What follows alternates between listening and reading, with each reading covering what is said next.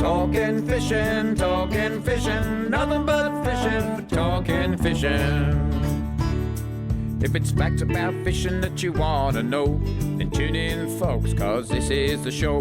We'll show you all the right bait to use, so sit right back, you got nothing to lose. Doesn't really matter if it's trout or carp, flathead, marlin or a gummy shark.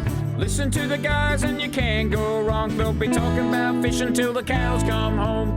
Talking fishing, nothing but fishing, we're talking fishing. And welcome everyone to Talking Fishing, a big show coming up with all the regular segments.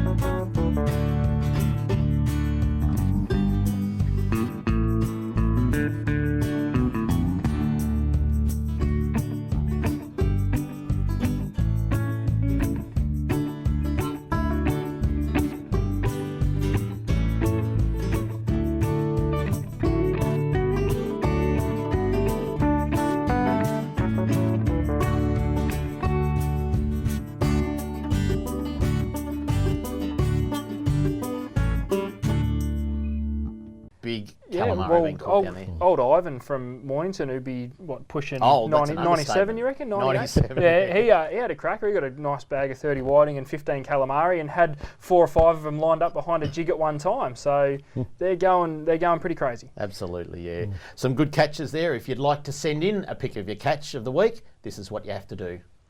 If you want to be like me and have your photo on TV, email your fishing picture info@ifish.com.au. And boys, just a very quick mention, there is a big rally on this Sunday, and if you care about recreational fishing and you want to support seeing a recreational fishing haven or reserve created in Port Phillip Bay, please get along to this rally. I think we're going to put some details up. Rally today to fish tomorrow. Join fishing legend Rex Hunt and help stop netting in Port Phillip Bay. Please, if you care about fishing in Port Phillip Bay, get along. The talk is that there's both sides of politics there, some very, very special guest speakers, and pretty much there'll be a fair debate, I think, on who's offering what and just what is about to happen at Port Phillip Bay. So please get down there. Meet at Haymarket Car Park opposite Trades Hall, 127 Myers Street, Geelong, marching down Moorabool Street to Cunningham Pier, waterfront in Geelong. Please get there at 11 o'clock. It is a massive day. Coming up on Talking Fishing, product of the week, and we have a look in more detail at Premier Napthine's plan to end netting right after this. Talking fishing. Talking fishing.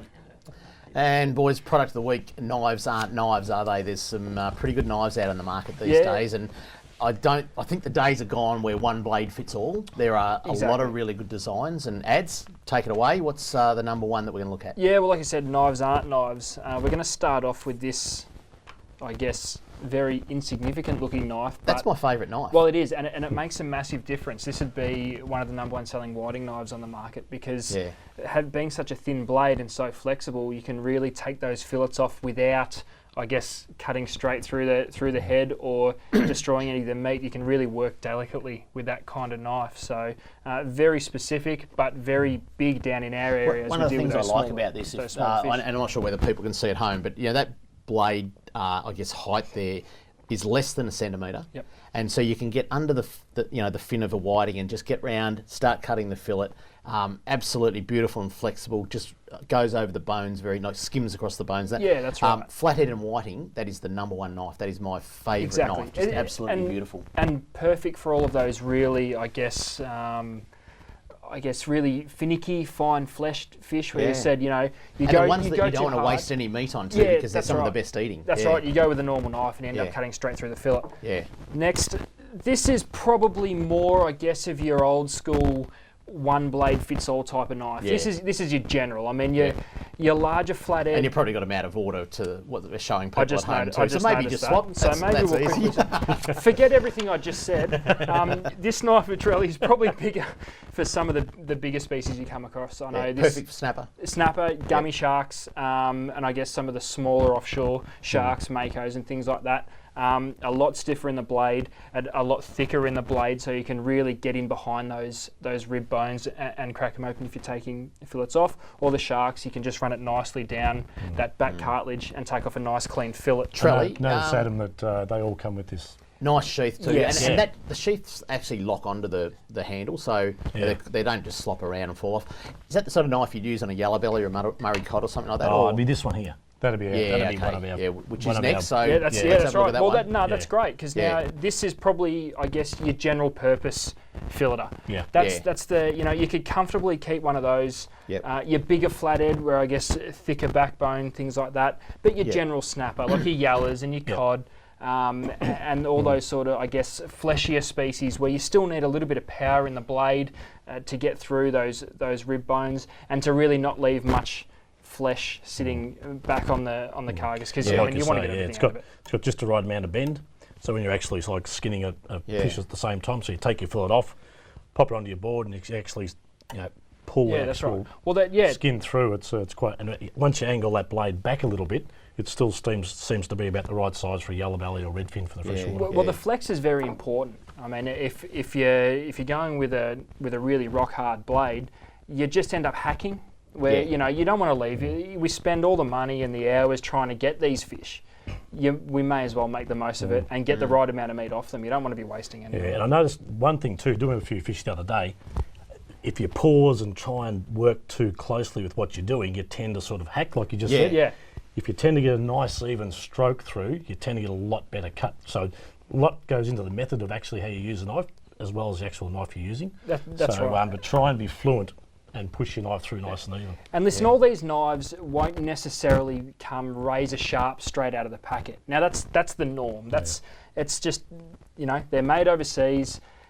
You need a good quality sharpener. And Dave, I think we were talking about doing something next week where we can show people how to actually sharpen these knives and look after them. We might do that. And now, Charlie, I was saying this was my favourite knife, but and I do. I love it. This is a good knife. Yeah. What do you reckon? Yeah, but I really do.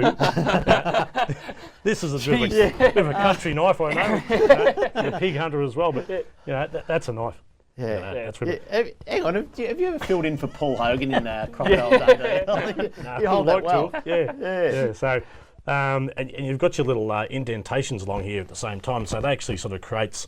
I don't know if it actually creates any sort of air bubble or anything like that, but it tends to lessen the area that's actually on the flesh or on the skin. Absolutely. So it gives you a much smoother. So if you're cutting through a very solid or very wide piece of meat, and I've got to say to you, I take that to Narooma every Christmas from a kingfish. Yeah. Is that so that when you get down to the ramp, everyone clears out? Everyone clears out and you get a nice spot on the facilities table. to yourself.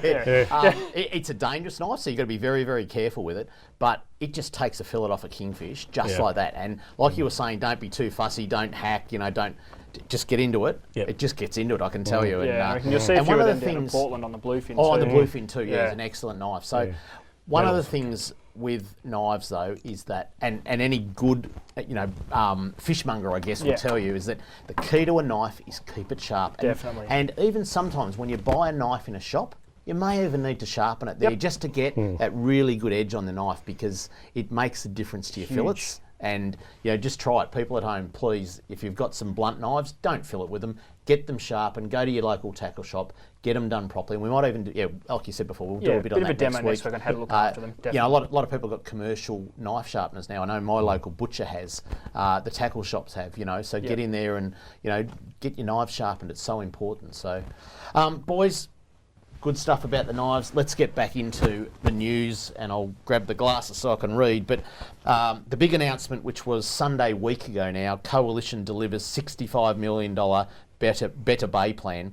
And I guess the key point in that one was recreational fishing mecca for Port Phillip Bay and Corio Bay, with $20 million over 4 years for buyback of commercial fishing licences.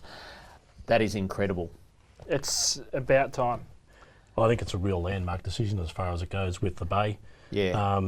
Like you say, David, as far as the scallop dredging, the improvement after the scallop dredging, as far as the snapper fishing went. Yeah, I took believe 10 it was. years. I believe it was very, very successful. You know more about it. Yeah. What are we going to see as an improvement after this type of thing goes through over the next 10 years? Well, I'd hope it'd just numbers of fishing. Charlie, I think this cements recreational fishing in Port Phillip Bay forever, for generations and generations to come.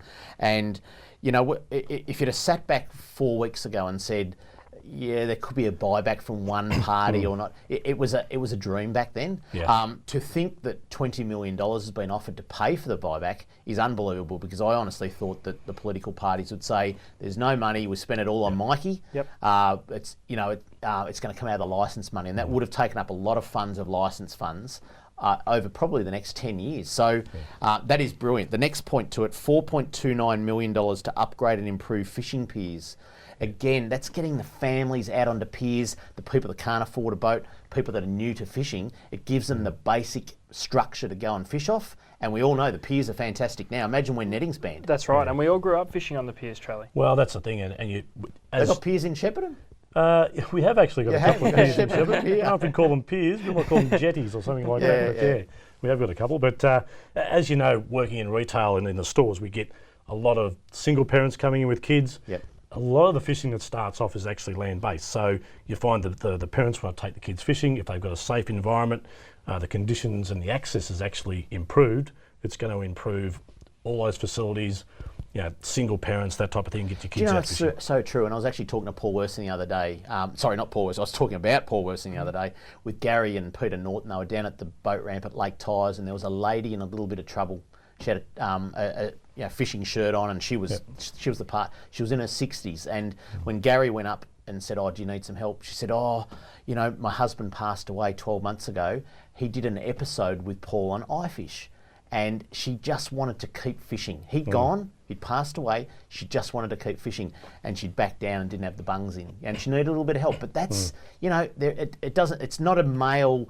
Absolute dominated pastime. It's families, it's kids, it is single mums. That's right. It's a grandmother whose husband's passed away and still wants to get out there and get a couple of dusky flathead for dinner. Well, we'll see now more than ever. You said with the popularity of fishing these days, and it shows by all the fishing shows on C31, plus the national TV shows as well. It's just. It's a recreation where everyone can participate, and we see a lot of people through the stores, and a lot of senior couples, whether it's as a couple or the older generation, bring their grandkids to take them for a fish, because that's what they did. When it appeals to everybody. Yeah, and I've actually seen a trend go away from the computer games. Yep. The last 5 and 6 years ago, where they go out and spend $100 on a computer game, the kid plays it for a week and throws it in the corner. Yep. You can buy a really good rod and reel outfit for $100, and they'll be still using it in 10 years' time. Exactly right. And you're getting them out of the house, you're getting some fresh air.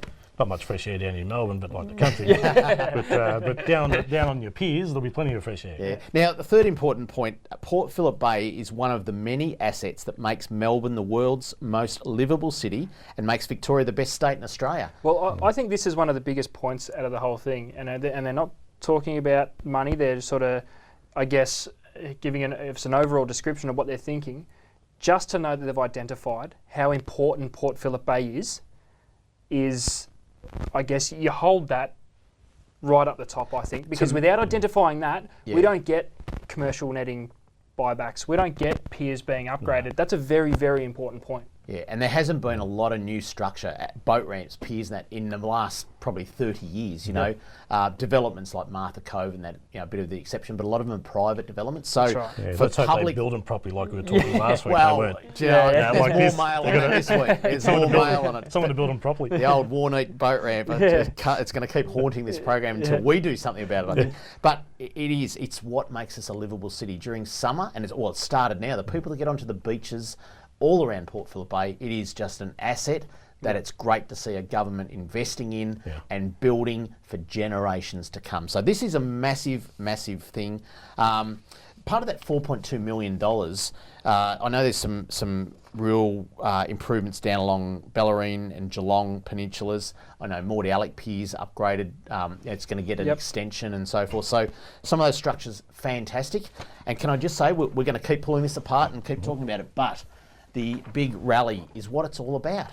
We are going to hear, I know Peter Walsh, the Minister for Fisheries, is going to be there. I know Paula Contell, who's the Liberal candidate for Geelong, is going to be there. Not real good with all my politicians. I know Jacinta Allen from the Labor Party will be there. These people are going to talk about their vision for Port Phillip Bay, their vision for recreational fishing in Victoria. Please get to the rally. There's the details on the screen now. 11 o'clock, meet at the Haymarket car park opposite Trades Hall, 127 Myers Street, Geelong. This is about securing recreational fishing for our kids and for our generations to come. Like, this is serious stuff. If you can't get to it, send your neighbours, send your friends, send your kids, send your wife, send your dog. That's just the way it is. But up next, fisheries news and plenty more talking fishing. See you after this. Talking fishing.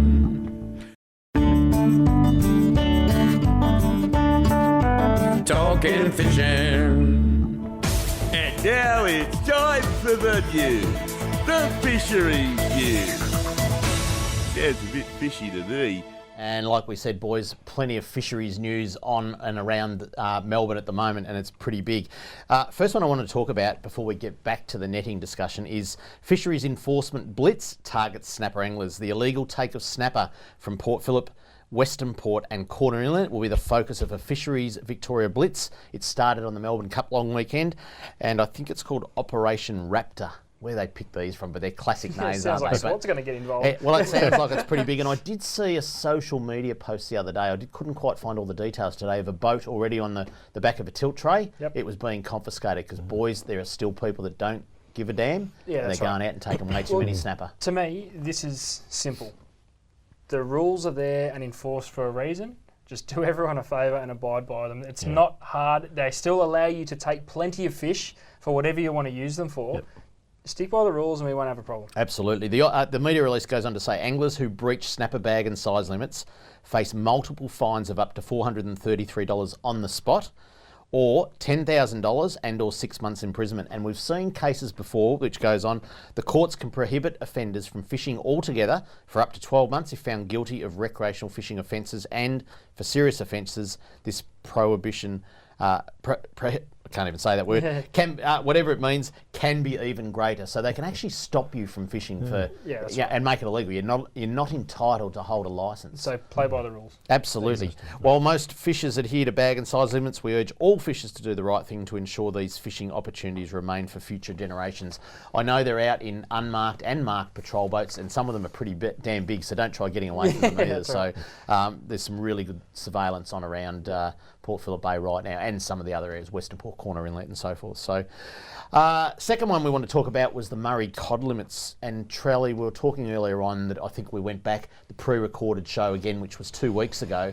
There was a bit of a change. So we talked about a slot limit, I think of, what did we talk about? 50, Victoria was going to go 50 to 70 centimetres. Yeah, so on Friday 31st of October, both states, Victoria and New South Wales, got together and agreed, let's make it one size between the two states, because seriously, they were both about to go in different directions.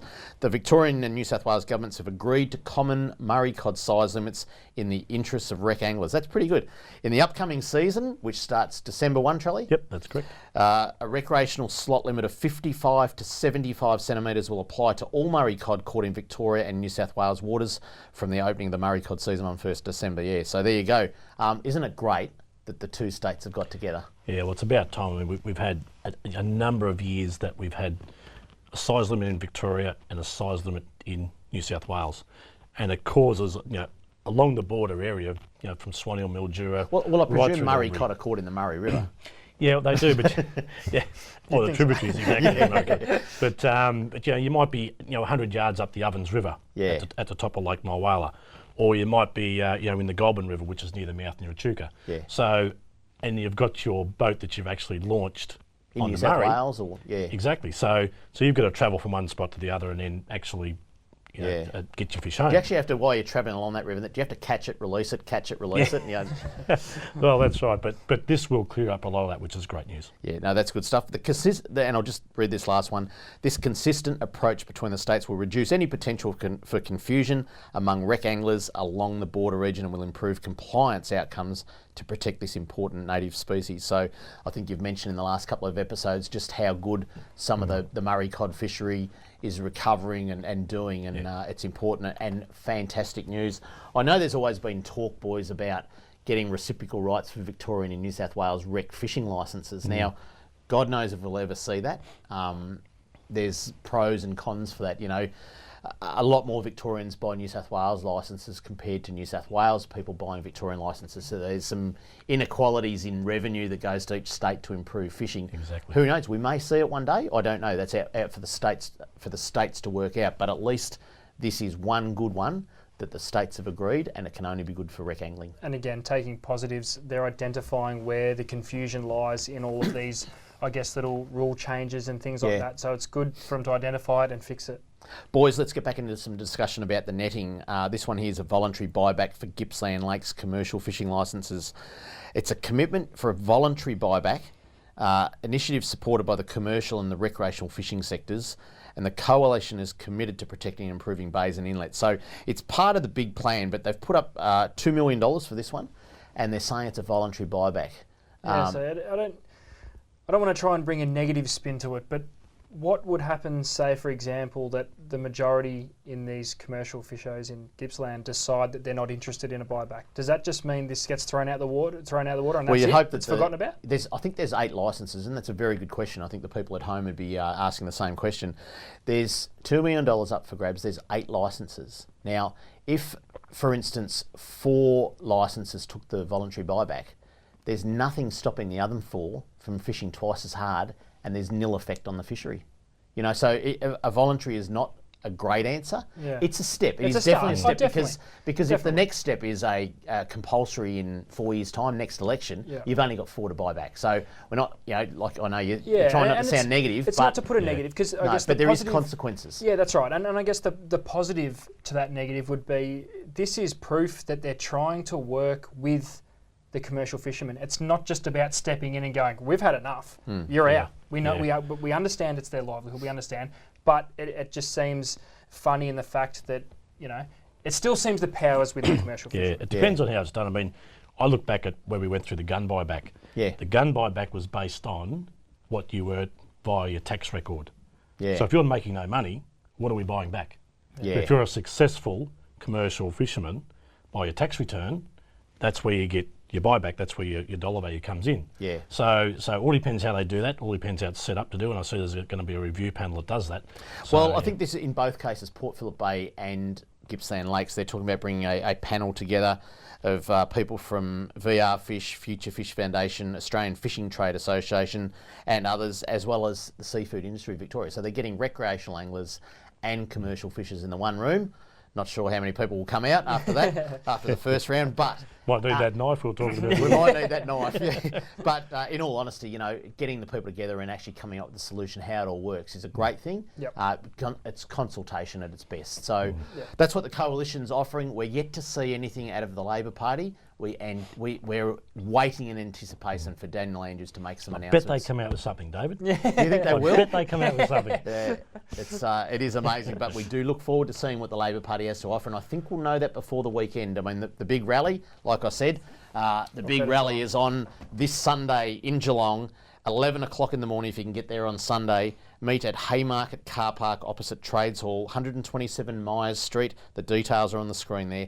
We need every angler we can getting down to that rally because this is the future of recreational fishing for generations to come, and it is going to make a difference if you can get there. A huge and you're going to hear, we're only getting through a few of the details now. You're going to hear all the details on Sunday from both sides. Yeah. So a big rally, that one. See if you can get along to make it, please. Kramer's Mailbag up next. I think Trelly's uncle and cousin have had the typewriter out this week. Back soon on Talking Fishing. Talking Fishing.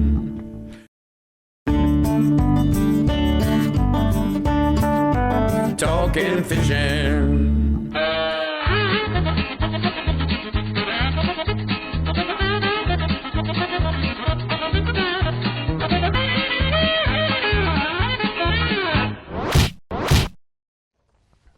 And boys, plenty of mailbag this week, and we'll try and get through it as quick as we can because there's a couple of long ones. Hi David, this is from Vince Alfonso. Really like your show and catch it whenever I can. Am a local at Patterson Lakes and always head out from Carrum. I have a gripe and wondered if you can help. Now I think we've got an image to show against this because Vince did send in a photo. I'm really annoyed by idiots that head out at night in boats with either no lights, in tinnies, ribs, jet skis, etc., or guys who switch off their lights when anchored. Motoring in on a dark night with a bit of a chop on Port Phillip Bay, it is almost impossible to see these guys. Have a look at the screen. Now this is taken at dusk and you can see that out from Carrum. Now they're not that far out. Those guys have got no lights on their boats. And another half an hour, guys are screaming in because they want to get home, have dinner or whatever. That is absolutely dangerous, and those guys are just asking for trouble. So please, perhaps, it says here, perhaps you can raise this issue on the show to make boaters more aware to do the right thing and to maybe get the water police out at night to check on correct lighting being fitted and used. And, you know, it's so important because the last thing you want to do is hit a...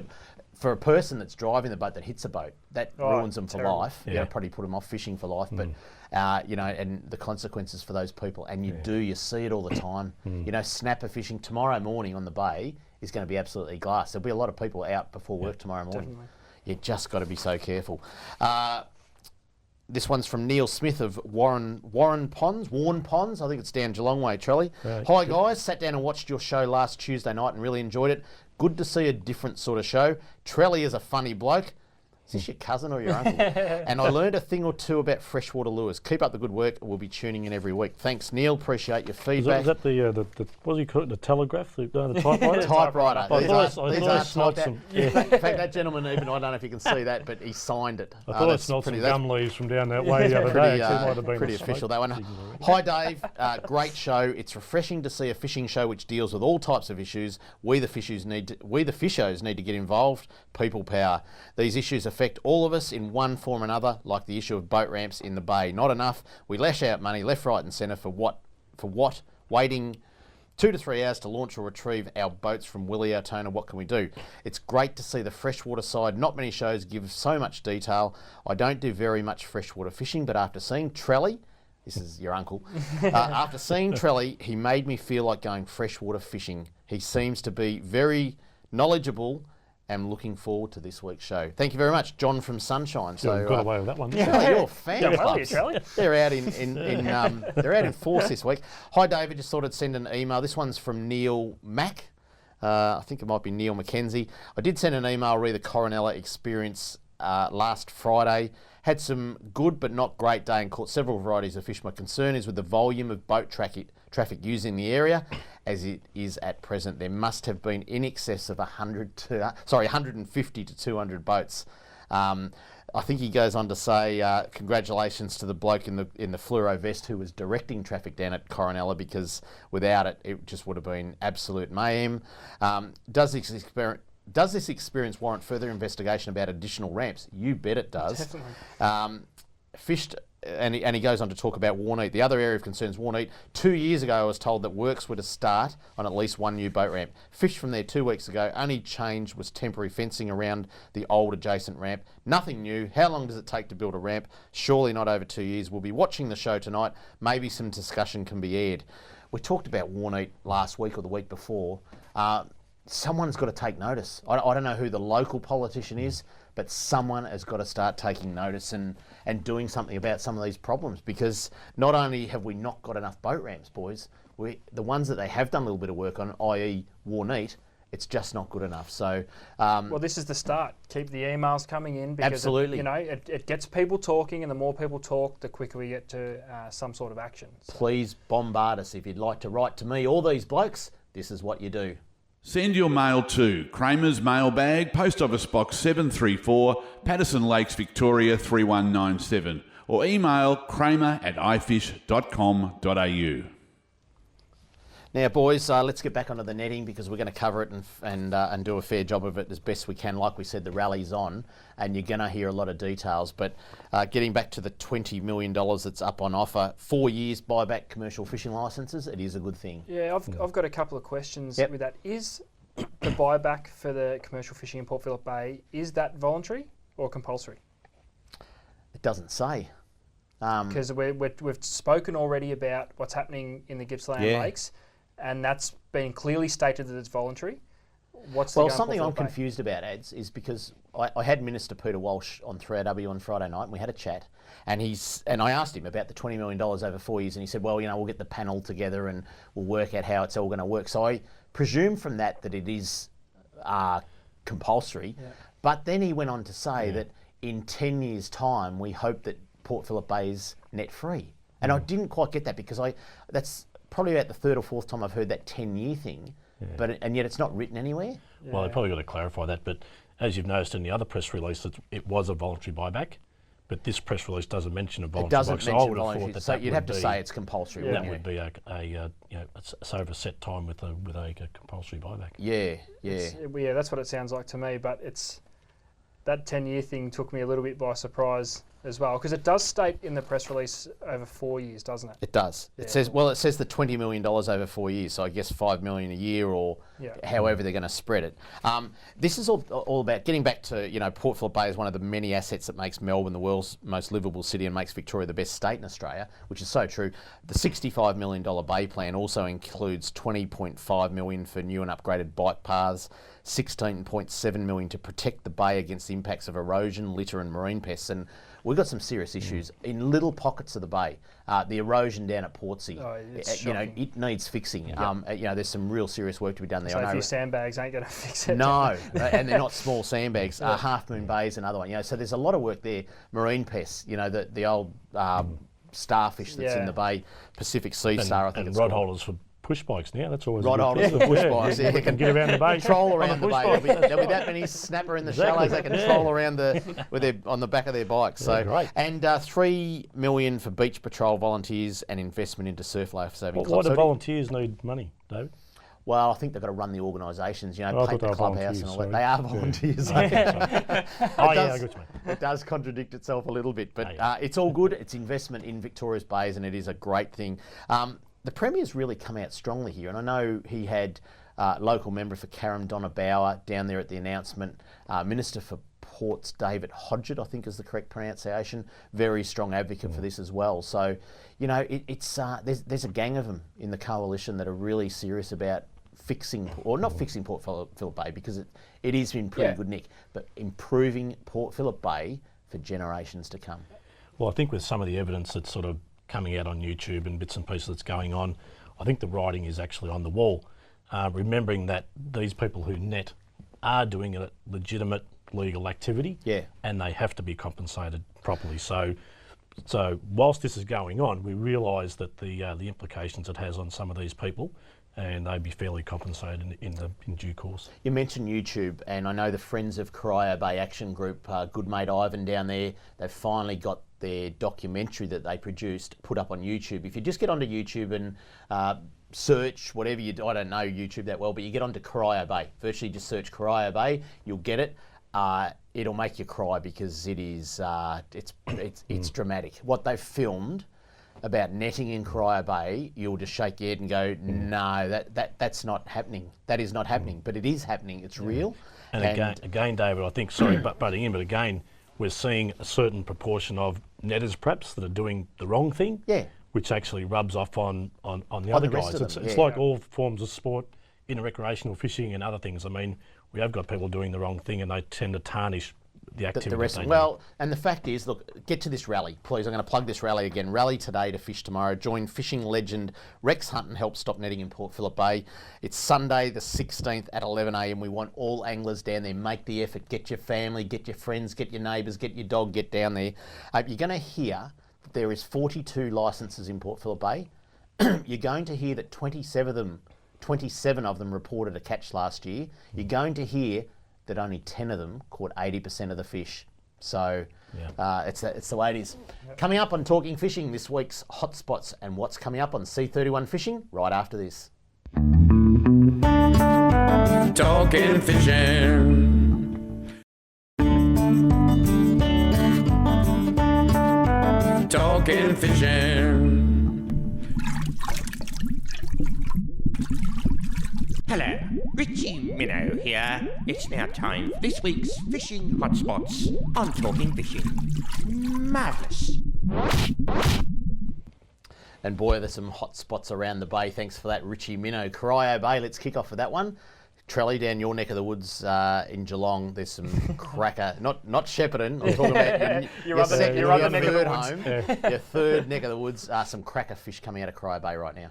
Yeah, we had some really good reports. Again, like we were saying earlier, some not big numbers coming out, but some nice, really, really big fish coming out, which is really good. And the sounders are just lighting up. They're ready to go. I think most of the reports coming from the outer harbour too, not the inner harbour. So get out there amongst some of the deep water. I think 13, 14 metres has been pretty popular and a great place to fish. Werribee is the second one. Some big fish heading up into the north.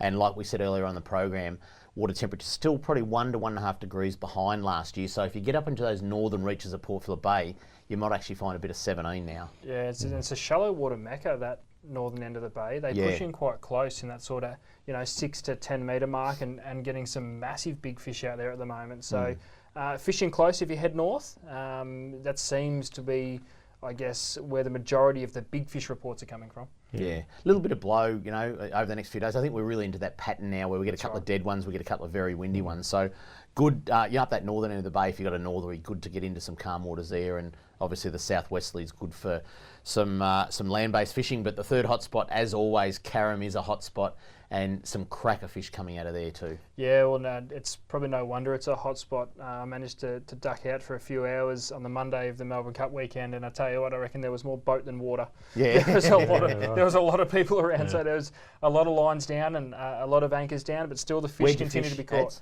We were probably closer towards Frankston, and it was pretty tough. That seemed to be the general consensus of the day. There was plenty of fish there, but the bite was quite tentative. If you sat it out, you did get fish. It was just the sounder was probably more deceiving than anything. You look at the sounder and no matter where you went, there was fish everywhere. What's going to kick them off? Like, we're talking about the sounders. Pretty much water temperature. Water temperature. Still water temperature, isn't it? Yeah, I think 18 and you can almost get them. I'm not saying you're going to get them out all the time, but it just spurs them on a little bit warmer. Scotty Harper from work, he got out with a few of the North Melbourne football players, Majak Dorr and Ben Cunnington, I think it is. And, they were out on the water at 4. The first fish was landed at 9. Don't worry about daybreak or that. That's right. And I said, is there a tide change? He said, I don't know, you only work in a tackle shop.